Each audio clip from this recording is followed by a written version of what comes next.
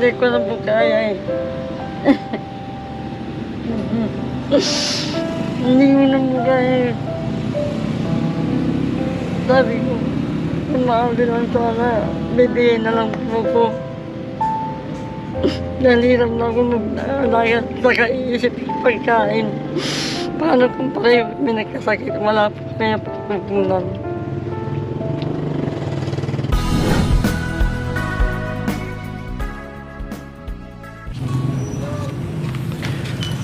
Magandang umaga po sa ating lahat, mga kabayan.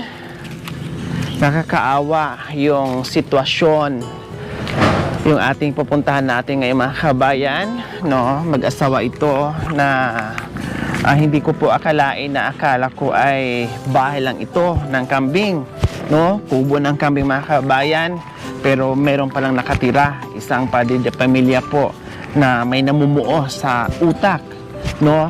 Na hindi na po nagamot sa loob ng 10 taon o 5 taon po, mga kabayan, no? Kahit gaano kahirap yung buhay natin, mga kabayan, na wala lang tayong sakit, okay lang, makakaraos tayo, makapaghanap buhay tayo, makagawa tayo ng paraan kung paano yung ating problema sa araw-araw.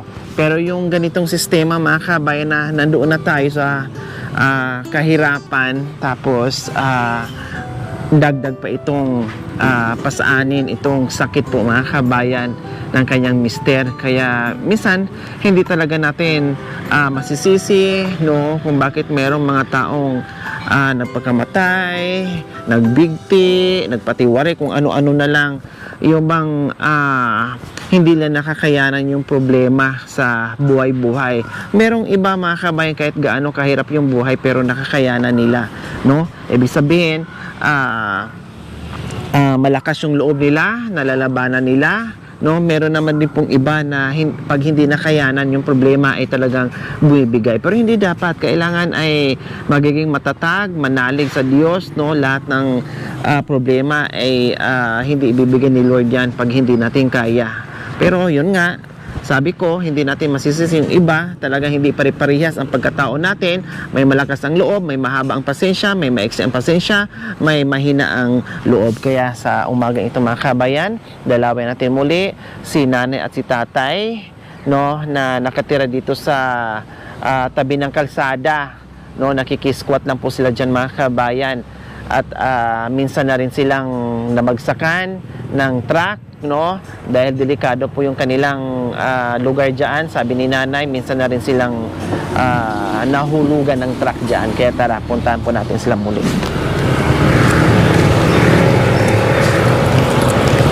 So, dito po yung bahay ni nanay at saka ni tatay. Tao po! Hello, nanay! Good morning! Naalala niyo po ako? Oo, kumusta po kayo? Ha? Okay lang. Pwede ba kaming makidisturbo ulit? Okay. Dito lang kayo po. Dito lang po. Opo, ito yung nakaraan, oh. Nabutas. Ay, nagugas po kayo. Nagugas ko ng O sige, tapusin po Hindi, muna. tapos na po. So ayan, nadak na natin si nanay. Dito na ako pinaupo sa papag. Baka ito na naman yung lumusot. Hindi po. Hindi. No? Kasi nung nakaraan dito ako namuntikan na, oh. Buti na nakahawak ko sa lamisa. Lumusot po. At upo po muna kayo, nanay.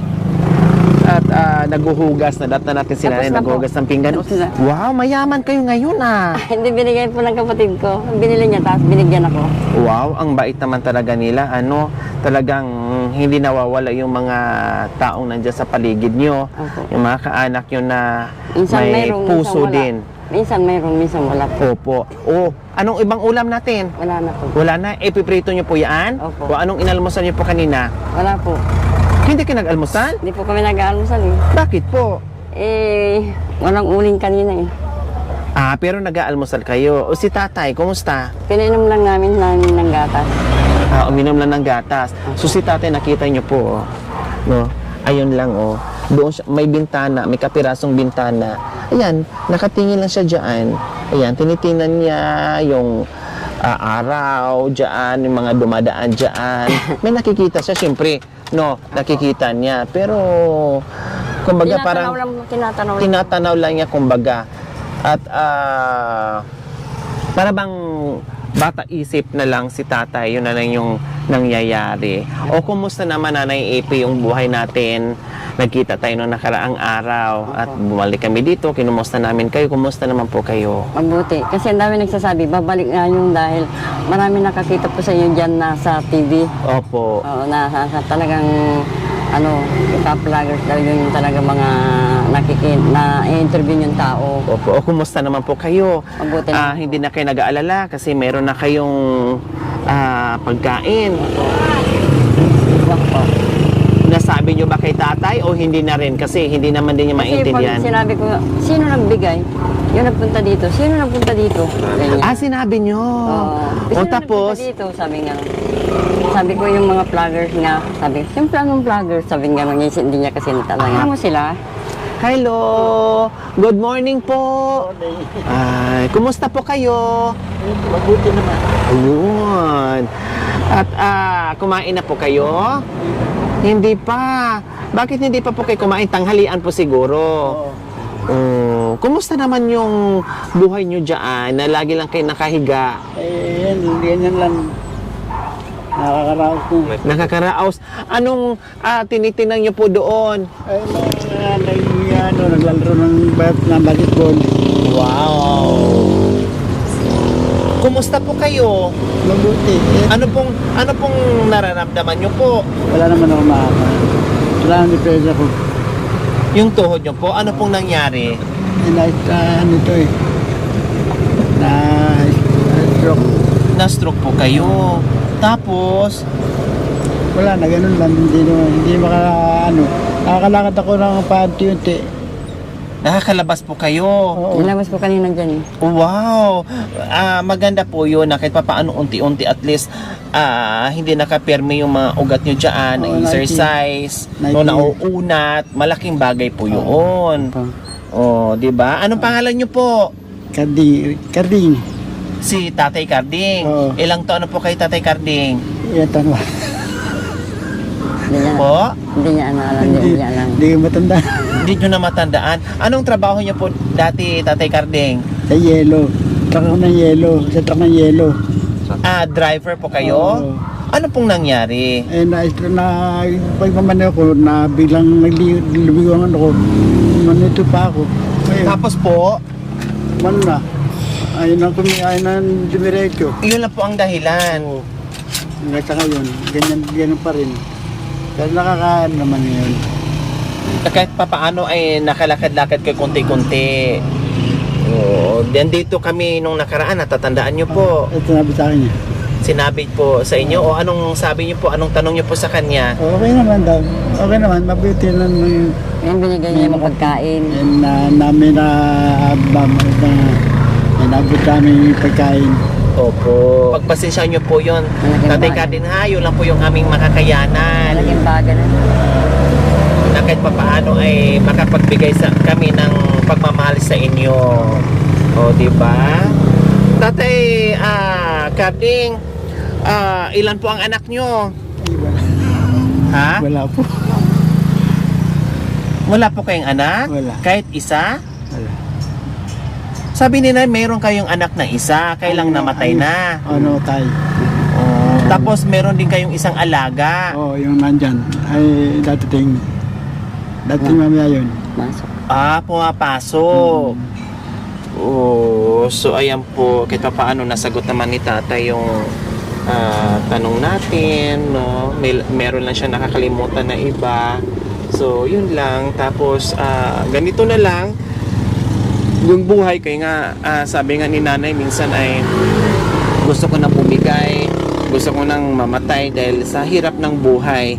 Pero sabi ko nga ni nanay, hindi nagtatapos yung buhay dyan sa problema. Kailangan may solusyon yan, kailangan harapin yan dahil hamon yan ng buhay natin, parte yan sa buhay natin habang tayo nabubuhay sa mundong ito. Kaya mas kailangan ni nanay na mabuhay para dito sa kay tatay, no? Dahil wala nang ibang aasang si tatay kundi si nanay na lang. Paano pag bumigay si nanay? Sino mag-aalaga kay tatay? Wala na. O, di ba po? Mamamatay Naisip po kasi, Mamamatay. nabanggit sa akin ni Nanay Ipe, sabi niya parang sa sobrang dami ng problema na hinaharap niya araw-araw at iniisip pa niya na may sakit po kayo, parang gusto na niyang bumigay at magpakamatay. O, anong mensahe niyo po sa kanya? Huwag naman sana abutin yung gusto niyo mangyari. Bahala na yung Panginoon Diyos na mabuhay. Matagay ang buhay namin. Siyempre, kayo nga po, lumalaban kayo, di ba po? Magdasal, lumalaban kayo, at si nanay ganun din, no? O sabi ni tatay, nanay, na wag naman sanang umabot na ganun mangyari na susurrender kayo o susuko kayo sa problema. Anong mensahe nyo ngayon na narinig nyo sa mismong bibig ni tatay na wag naman sana? Makulit kasi kung minsan, saka ang daming ang mga pinagsasabi na hindi niya naintindihan. Kaya kung minsan nga, siyempre natutrite ang ulo ko. Minsan naghahanap siya ng ibang pagkain. Naghahanap siya ng ibang wala akong Kumbaga, nasasabi nyo lang po yun kasi minsan sabi nyo natuturiti kayo, gulong-gulong yung isipan nyo kung paano, tapos kung paano yung pagkain nyo, sino magbigay, saan kayo kukuha. Kaya parang gusto nyo nang bibigay parang ganon. O ano bang mga pagkain ang hinahanap ni tatay? Wala, basta yung lamang. Minsan nga Ano yung hindi maintindihan mga salita. candy, Candy, yung chicherya, and juice. juice. Yan ang mga hinahanap nyo minsan. O ano pa pong hinahanap nyo? Wala, pagkain mga lamang. Mga namin dito. Kung ano lang ang makain. Anong pangalan ng anak nung namatay? Sinan pa, hindi ko na matandaan eh. Hindi nyo na matandaan. Ay, yung anak na kasama nyo po ngayon dito na nag-aaral, anong pangalan po niya? Kenneth, Kenneth. Ilang taon na po si Kenneth? yung taon na yun.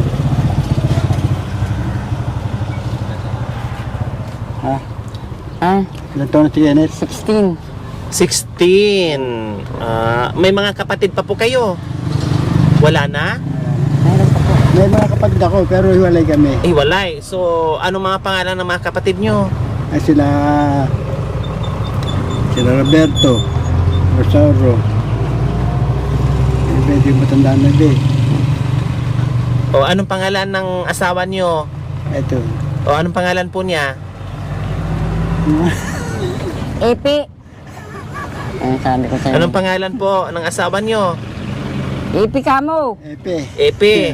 O, ilang taon na po si Nanay Epe? Ano ko? Ilang taon ka na? Anong apelido ni Nanay Epe? Wala na, hindi ko. Ayan, pati pangalan ng asawa ni Tatay Carding hindi na Hindi na. naalala, nakakalimutan na, pati Ako. apelido, nakita-apelido. Wala na. Maningag kapatid niya. hindi Ganon niya. siguro epekto doon nga, no? Oo. Sa utak Dahil niya. sa nangyari doon sa utak na nagkaroon ng dugo, no, na namumuo. Ano naramdaman niyo po sa ulo niyo po, Tatay Carding? Masakit, makirot, Hindi naman, ayos naman. nagiging makalimutin lang po kayo. Ayun nga lang, nakakalimutin. Pero okay naman ang pakiramdam. Wala naman nakakalimutin ng sakit. Ganun talaga daw yun. Yun lang ang nagiging problema, nagiging makalimutin o hindi nyo na maalala o minsan meron kayo nasasabi na hindi tugma doon sa tinatanong kasi epekto siguro doon sa utak nyo na may namumuong dugo. So ayan po mga kabayan, no? Sabi na nga ni Nanay Ipi, natuturiti dahil sa hirap ng buhay, talagang ganyan.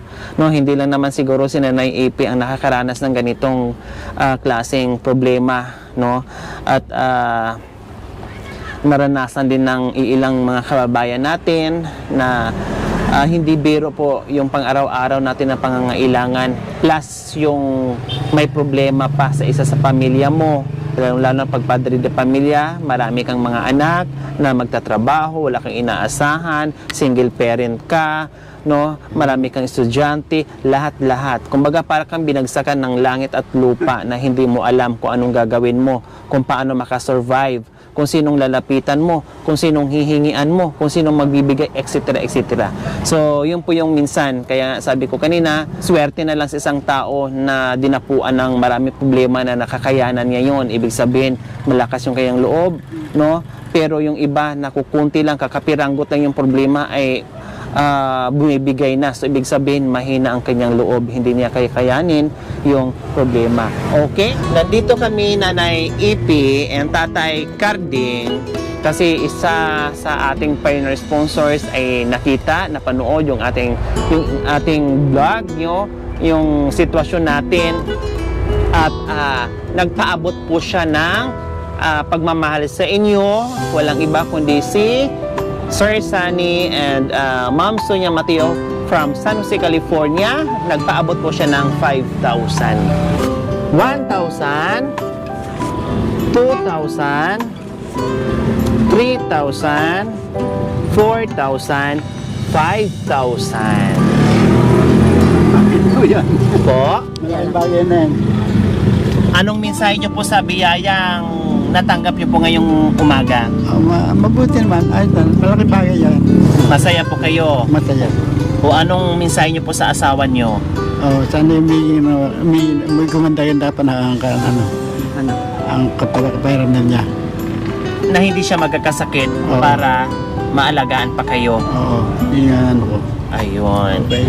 Ma'am Sonia, thank you very, very much sa binigay niyo sa amin po na tulong. Malaking tulong na po to. Bihira ko makahawak ng ganito. Kaya, pasensya na po. Naiyak na talaga ako sa buhay namin dahil sa hirap ng buhay namin. Hindi namin mapagawa ang bahay namin. Kaya, sa tulong ninyo po, malaking bagay na po to. Siguro, abutin siguro ng 2 buwan itong pera dahil sa kapangangailangan po namin. Maraming po salamat. Sana patnubayan po kayo ng Panginoon araw-araw at hanggang sa susunod na panahon pa. Maraming salamat po. God bless niyo po. Pareho po. Ayan. Maraming salamat po muli, Sir Sunny, Ma'am Sonia from San Jose, California, sa inyong ganito ang puso. Walang sawang pagmamahal sa mga kabayan natin na nabibigyan natin sila ng bagong pag-asa, no, sa buhay, yung mga nasasadlak sa kahirapan, na nandiyan po tayo kahit paano nakaalalay tayo sa kanila.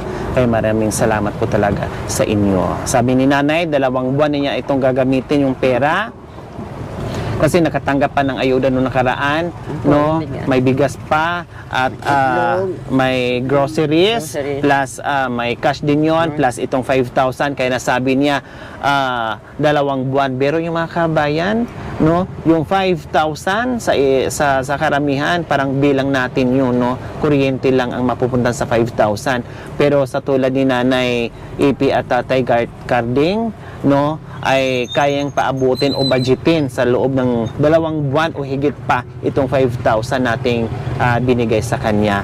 O, masaya na po si Tatay Carding.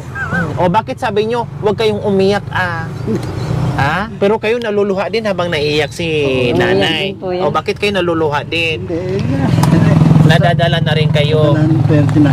Ha? Wala nang swerte yan. Oh. Ayan. O, di ba? Okay. Yung araw-araw nyo dyan na meron kayong tinatanaw na akala nyo kung sino yung tinitingin nyo dyan, no? Yan na yung buhay nyo. Nakahiga na lang, tanaw dyan, tanaw dito. Pero meron ding biyaya na hindi nyo akalain na dumating. Tama. Okay, sa mga kabayan, huwag niyo pong kalimutan, paki-share and subscribe sa aking YouTube channel, Lori Aquino Talita. Maraming salamat po. God bless us all. Bye, Tatay Carding, Nanay Ipi. So, maraming salamat. Salamat po, Nanay. Wag na. Ako na magbalis. Salamat po, Nanay. Walang anuman. Salamat. So, maraming salamat po sa nag-congratulate sa atin, no? Bumalik tayo doon sa top 8 po, mga kabayan. Maraming salamat po sa lahat ng bumati, no? At nagiging masaya sa ginagawa natin araw-araw. Hindi ko po makukuha yung top 8, no? Yung ranking na yon kung hindi po sa tulong nyo. Ganun pa man po, mga kabayan, mapasok man tayo sa ranking o wala, no? Ang importante, tuloy-tuloy po yung mission natin. Maraming salamat po sa inyong lahat. Salamat po, ma'am. Bye-bye. Salamat po. Pwede na kayong humiga ulit. Ingat.